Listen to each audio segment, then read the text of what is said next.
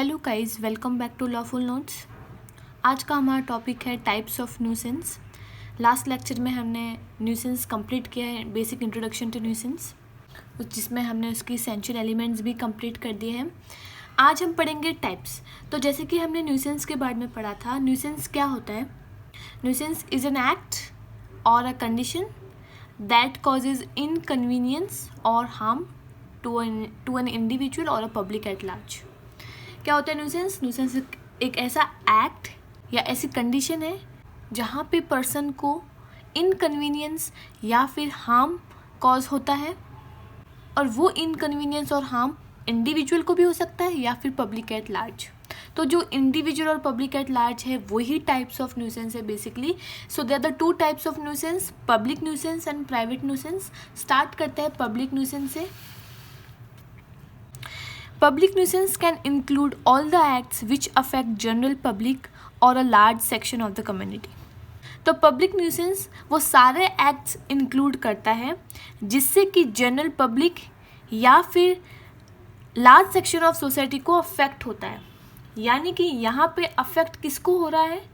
Common public को, society में जो लोग रह रहे हैं उनको हो रहा है, एक इंडिविजुअल पर्सन को नहीं, लार्ज सेक्शन ऑफ कम्युनिटी को हो रहा है। फॉर एग्ज़ाम्पल, कोई इंसान अपने छत पे जाके ज़ोर से म्यूज़िक ऑन कर रहा है बहुत ज़्यादा लाउडली, जिससे कि पूरी सोसाइटी को क्या हो रहा है? डिस्कम्फर्ट हो रहा है, इनकन्वीनियंस हो रहा है। तो उसको हम लोग पब्लिक न्यूसेंस कहेंगे, पब्लिक एट लार्ज। ज़्यादा अमाउंट में जो पब्लिक है वहाँ पे जब उनको डिस्कम्फर्ट हो रहा है उसको हम पब्लिक न्यूसेंस कहेंगे। दूसरा पॉइंट है यहाँ पे, इट इज़ एन एक्ट और omission that materially affects the reasonable comfort and convenience of a public at large. तो ये एक ऐसा एक्ट है या ओमिशन है।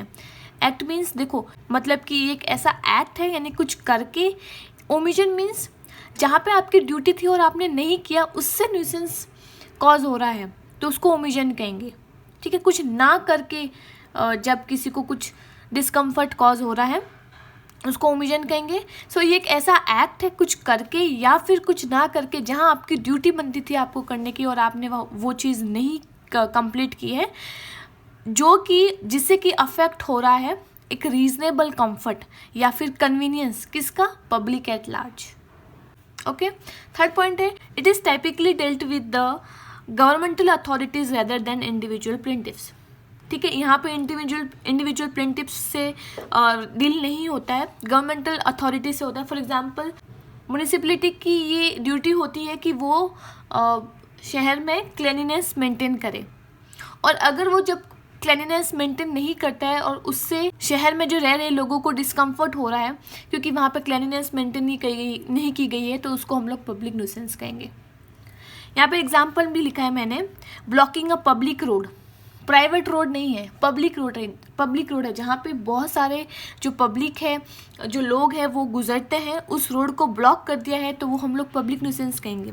और conducting noisy activities that affect an entire neighbourhood, या फिर आप ऐसी एक्टिविटी कर रहे हो, बहुत ही नॉइसी एक्टिविटी कर रहे हो, गाने लगा रहे हो, ज़ोरों शोरों से डीजे लगा रहे हो, जिससे कि पूरा नेबरहुड अफेक्ट हो रहा है, that includes in a public nuisance. Case law पढ़ते हैं यहाँ पे, Ramraj Singh versus Babulal, where the defendant installed a brick grinding machine adjacent to the plaintiff's land, who is medical practitioner. It was held that the dust from the machine causes public nuisance as it affects all the patients or visitors too. देखो, adjacent का मतलब क्या होता है? Just पास में।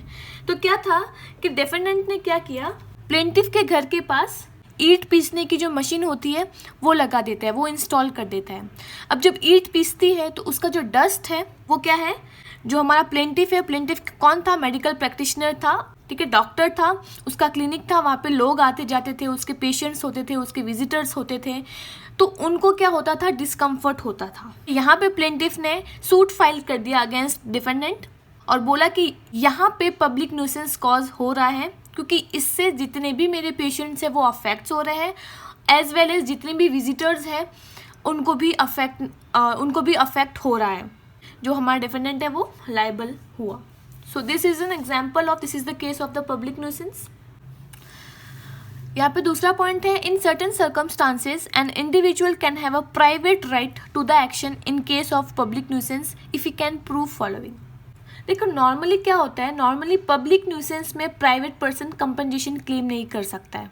अगर damage हुआ है तो वो ऑर्डर करके उस चीज़ को रोक सकते हैं, लेकिन कंपनसेशन नहीं मिलता है प्राइवेट पर्सन को। बट प्राइवेट पर्सन नुकसान की भरपाई कब क्लेम कर सकता है, अगर कि वो ये 3 पॉइंट्स प्रूफ कर दे तो। यानी कि प्राइवेट पर्सन को पब्लिक न्यूसेंस में डैमेज मिल सकता है अगर वो ये 3 चीज़ें प्रूफ कर दे तो।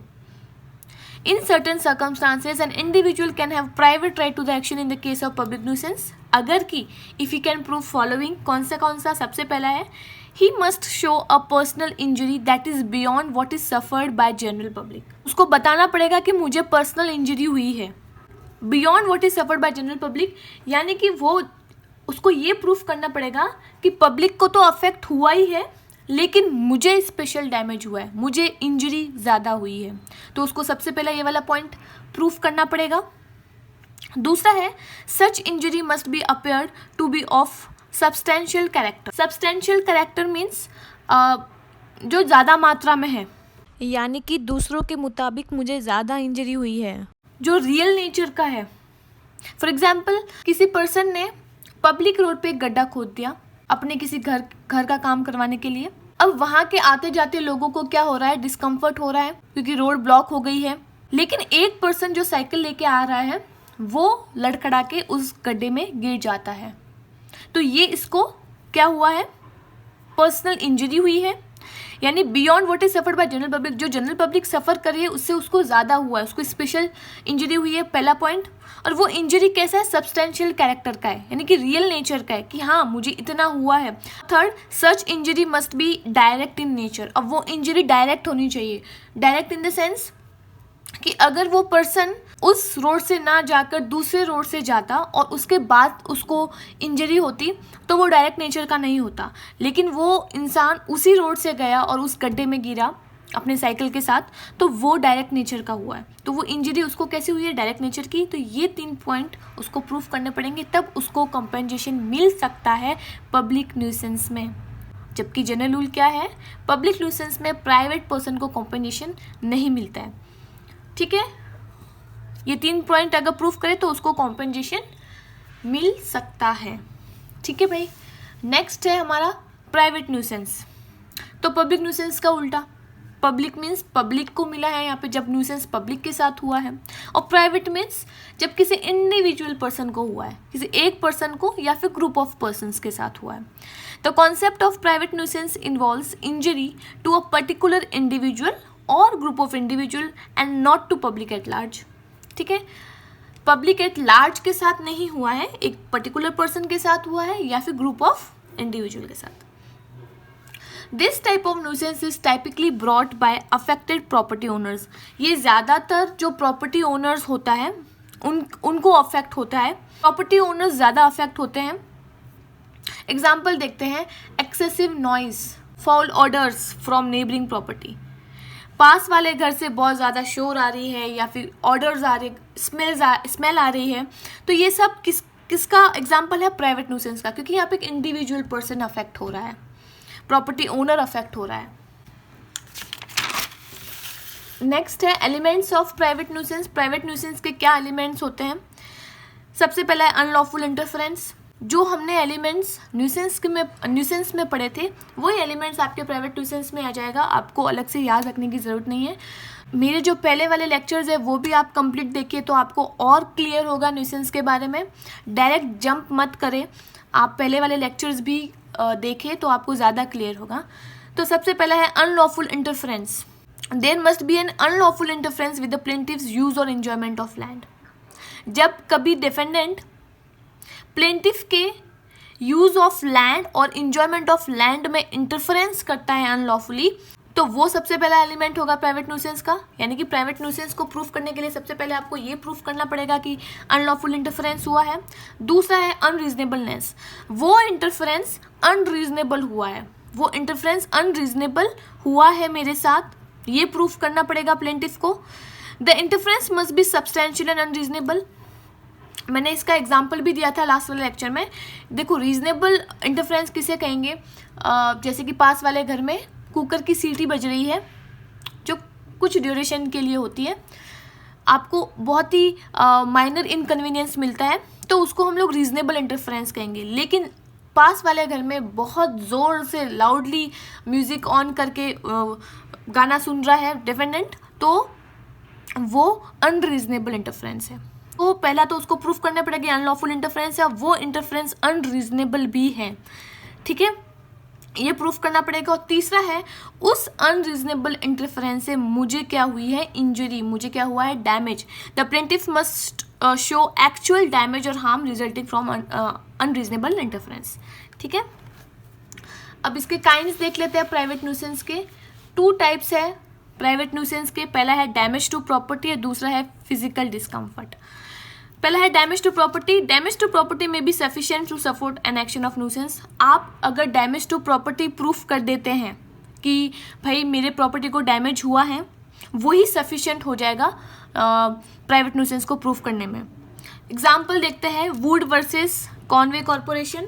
तो यहाँ पे क्या था कि डिफेंडेंट का एक गैस वर्क था और उस गैस वर्क से इतनी पॉइजनस गैस निकलती थी कि जो प्लेंटिफ है वो उस चीज़ से डिस्कम्फर्ट होता था उसको। तो प्लेंटिफ ने क्या किया कि उस गैस से बचने के लिए, उस पॉइजनस गैस से बचने के लिए उसने लंबे लंबे ट्रीज़ लगा दिए अपने घर के बाहर।